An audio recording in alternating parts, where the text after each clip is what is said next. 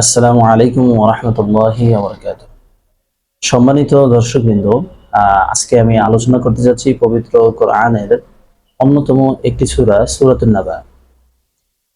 আমাদের এই ধারাবাহিক তাফসিরে আপনি বিভিন্ন সূরার তাফসির এবং বিভিন্ন কোরআনের আয়াতের তাফসির ইনশাআল্লাহ আপনারা শুনতে পাবেন এবং এর মাধ্যমে আপনারা আপনাদের জীবনকে আলোকিত করতে পারবেন, আপনাদের সমাজকে আলোকিত করতে পারবেন, আপনাদের পরিবারকে ইসলামের পথে অগ্রসর হওয়ার জন্য তাদের জন্য সহায়ক ভূমিকা পালন করবে কোরআনের কথা, কোরআনের হুকুম মান্য করার দ্বারা। তো অতএব আপনারা যে যেখান থেকে দেখতেছেন সকলের কাছে বিশেষভাবে অনুরোধ, আপনারা কোরআনের কথা শুনবেন, কোরআনের তাফসির শুনবেন। তাহলে আপনাদের জীবন আলোকিত হবে, সুন্দর হবে এবং পরকালে আল্লাহ রাব্বুল আলামিন আপনাদেরকে অসংখ্য অসংখ্য পুরস্কার প্রদান করবেন। সম্মানিত উপস্থিতি, আমাদের এই ধারাবাহিক তাফসির প্রোগ্রামে আজকে শুরু হতে যাচ্ছে পবিত্র কোরআনের ৩০তম পারার ৭৮তম 78 সূরা থেকে, অর্থাৎ সূরাতুন নাবা থেকে ধারাবাহিক আলোচনা শুরু হতে যাচ্ছে। সম্মানিত উপস্থিতি, পবিত্র কোরআনে আল্লাহ রাব্বুল আলামিন অসংখ্য সূরা, অসংখ্য আয়াত অবতীর্ণ করেছেন ফর দ্য মানব জাতির হেদায়েতের জন্য, for the guidance of the people, for the guidance of the humanity, for the guidance of the whole nation.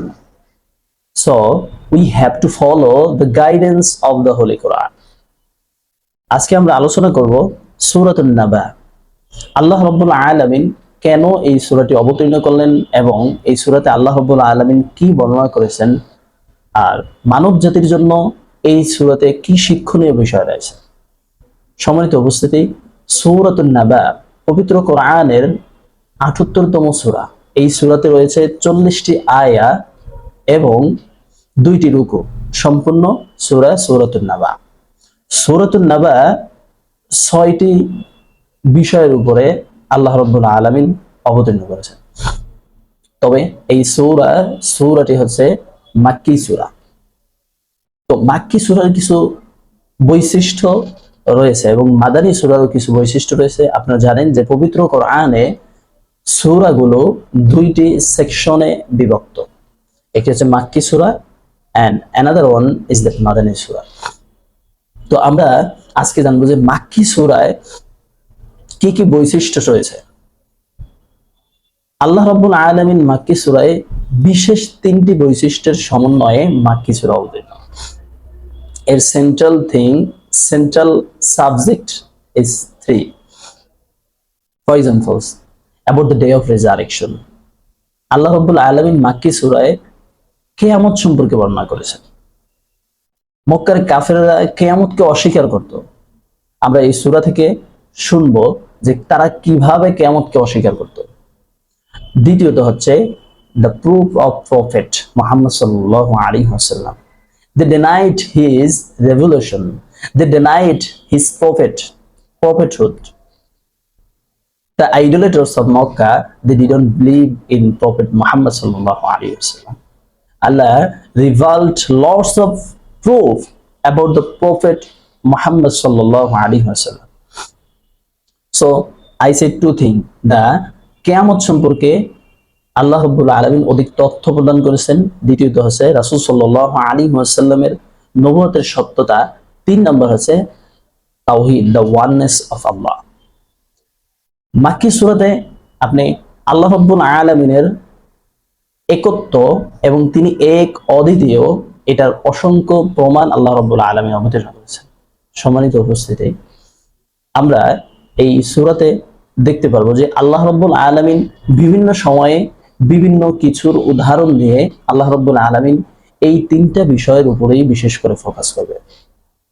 তো চলুন আমরা দেরি না করে পবিত্র কোরআনের ৭৮তম সূরা অর্থাৎ সূরাতুন নাবা এর তাফসীর শুরু করতে যাচ্ছি এবং আল্লাহ রাব্বুল আলামিন about the day of resurrection, the oneness of Allah, the proof of Prophet Muhammad sallallahu alaihi wasallam, এই ৩টা আল্লাহ রাব্বুল আলামিন কিভাবে এগুলোর সত্যতা এবং কিভাবে এগুলোর প্রমাণ উপস্থাপন করতেছে আমরা এখন সেগুলো জানবো।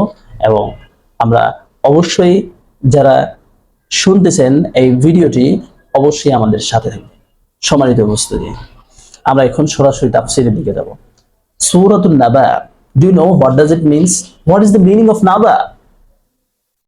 an-naba, an-naba that means news, an-naba that means the news of about the day of resurrection, নাবা that means সংবাদ। কিসের সংবাদ? এই সূরাটি অবতীর্ণের কিছু কারণ প্রেক্ষাপট রয়েছে।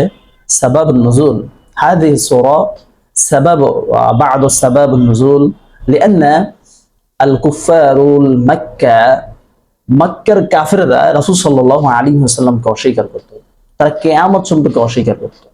রাসূল সাল্লাল্লাহু আলাইহি ওয়াসাল্লাম যখন তাদেরকে বলতেছে মৃত্যুর পরে তোমাদেরকে আবার জীবিত হতে হবে, আবার in the day of judgment you have to resurrect it, you have to resurrect, then Allah will count your all good deeds and bad deeds. After that, finally Allah will give you the Jannah, paradise. They denied it. They said that إذا متنا وكنا ترابا ذلك رجع بعيد. We will die, our skeleton, our body will be destroyed. How will we resurrect? How will be resurrected us in the day of judgment? They would give this word. তারা এই সমস্ত কথা বলতো যে আমরা কিভাবে, আমরা মরে যাব, আমাদের দেহ সবকিছু ভ্যানিশ হয়ে যাবে, মাটির সাথে মিশে যাবে, কিভাবে আল্লাহ রাব্বুল আলামিন আমাদেরকে আবার পুনরায় আবার জীবিত করবে। তারা বলতো আইযা মিতনা ওয়া কুননা তুরাবা যালিকা রাজুম বাঈদ। আরে এটা তো এই আবার পুনরায় উত্থিত করা, এটা তারা চিন্তা করতো না এটা একটা কঠিন কাজ। No, it's not a difficult work. It's a very simple thing. So if I give an examples, you will understand the matter. আপনি যদি কোনো কিছু তৈরি করেন, for example this shirt or laptop or this watch, so anything, first times if you made anything, so for second time is it difficult or easy? আপনি প্রথম কোনো কিছু তৈরি করলে পরবর্তী সময়ে সেম জিনিসটাকে আবার তৈরি করা, এটা কি আপনার জন্য কঠিন হবে? অবশ্যই উত্তর আসবে না, কঠিন হবে না, এটা আপনার কাছে ইজি হবে। তো আল্লাহ রাব্বুল আলামিন আমাদেরকে কোন রকম existence, without our existence, without our any sign, Allah created. That's second time, how it will be difficult? It's very simple. It will be a piece of cake. আল্লাহ রাব্বুল আলামিন যেখানে আমাদেরকে প্রথমবার সৃষ্টি করেছেন কোন রকম অস্তিত্ব ছাড়া, দ্বিতীয়বার আমাদেরকে আবার সৃষ্টি করা, এটা তো একদম ইজি। তো মক্কার কাফেররা এই কিয়ামত সম্পর্কে, পরকাল দিবস সম্পর্কে তারা অস্বীকার করত এবং তারা বলতো যে তারা মাটির সাথে মিশে যাবে, তাদেরকে আবার পুনরায় উত্থিত করা হবে না। এই সূরাতে এই সমস্ত প্রমাণ আল্লাহ রাব্বুল আলামিন উল্লেখ করেছেন। সম্মানিত উপস্থিতি, পবিত্র কোরআনে এই সূরায় প্রথম 3টি আয়াত হচ্ছে ভূমিকা, ইন্ট্রোডাকশন, এবং এই ইন্ট্রোডাকশনে আল্লাহ রাব্বুল আলামিন কি বলতেছেন? an-naba, an-naba that means qiyamah, yawmul qiyamah. Allah said here, amma yatasaalun, amma, এই সূরা বা এই পবিত্র কোরআনের 30তম পারাকে আম পারাও বলা হয়। এটার কারণ হচ্ছে 30তম পারার প্রথম সূরা, প্রথম আয়াত যেটা আম্মা দ্বারা শুরু হয়েছে, সেজন্য কেউ কেউ বলে এই পারাটি হচ্ছে আম পারা। আল্লাহ রাব্বুল আলামিন বলছেন আম্মা ইয়াতাসাআলুন, তারা কোন বিষয়ে, মিন আইয়িল মাওদুউ, আলা আইয়িল মাওদুউ হুম ইয়াতাহাদ্দাসুনা, আম্মা ইয়াতাসাআলুন, তারা কোন বিষয়ে, কি বিষয়ে একে অপরে কথা বলতেছে? আনিন নাবাইল আযীম, তারা এমন একটি বিষয়ে তারা কথোপকথন করতেছে, সেটা হচ্ছে মহা সংবাদ। আনিন নাবাইল আযীম, মহা সংবাদ সম্পর্কে তারা কথা বলতেছে। কিয়ামতের সংবাদটা অবশ্যই একটি great news. It's not like our daily news or our that means our journalist news, it's a great news. কিয়ামত হচ্ছে এমন একটি সংবাদ, যেই সংবাদের মাধ্যমে আল্লাহ রাব্বুল আলামিন পুরো পৃথিবীকে ধ্বংস করে আবার পুনরায় পৃথিবীতে কিয়ামত সংঘটিত হবে। তো এই কিয়ামত সম্পর্কে আল্লাহ রাব্বুল আলামিন বলতেছেন আম্মা ইয়াতাসাআলুন আনিন নাবাইল আযীম, তারা কোন বিষয়ে একে অপরের কথা বলতেছে, কারণ রাসূল সাল্লাল্লাহু আলাইহি ওয়াসাল্লামকে তারা অস্বীকারও করতে পারতেছে না। মক্কার কাফেররা তাকে আল আমিন উপাধি দিয়েছে, তাকে বলেছে আপনি বিশ্বাসী। যেখানে রাসূল সাল্লাল্লাহু আলাইহি ওয়াসাল্লাম সকলের কাছে বিশ্বাসী একজন ব্যক্তি ছিলেন, সেখানে যখন যখন সে কিয়ামতের কথা বলে, যখন জান্নাতের কথা বলে, যখন জাহান্নামের কথা বলে, তখন তারা কিভাবেই তা অস্বীকার করবে? কারণ সে তো কখনো মিথ্যা কথা বলেনি, সে তো কখনো আমানতের খেয়ানত করেনি, কিভাবে তারা তাকে অস্বীকার করবে? এজন্য তারা একে অপরকে জিজ্ঞাসাবাদ করতেছে, এই মুহাম্মদ কি এই কিয়ামত সম্পর্কে বলতেছে, আবার উত্থিত সম্পর্কে আযাবের কথা বলতেছে, এটা কি আসলেই হবে? তারা অস্বীকার করতেও পারেনি, তাদের মধ্যে একটা দ্বিধা দ্বন্দ্ব তৈরি হয়ে গেছিল। সম্মানিত মুসলিম, আল্লাহ রাব্বুল আলামিন বলতেছেন আম্মা ইয়াতাসাআলুন, তারা কোন বিষয়ে কথা বলতেছে? আনিন নাবাইল আযীম, মহা সংবাদ সম্পর্কে। আল্লাযী হুম ফীহি মুখতালিফুন, তারা যে বিষয়ে মতানৈক্য করতেছে, কাল্লা সায়ালামুন, কখনোই না।